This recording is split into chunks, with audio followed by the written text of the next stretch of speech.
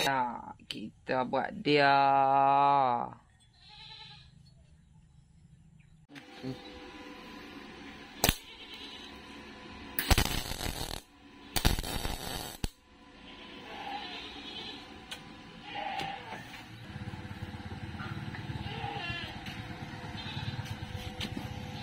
Assalamualaikum.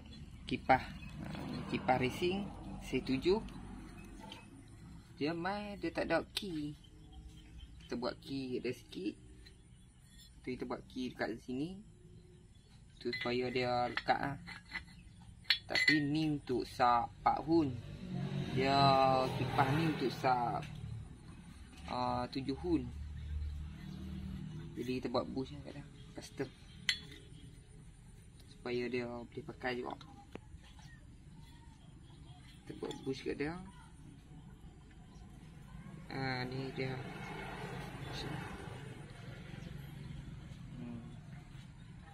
Kalau kipas dia betul, dia kecil.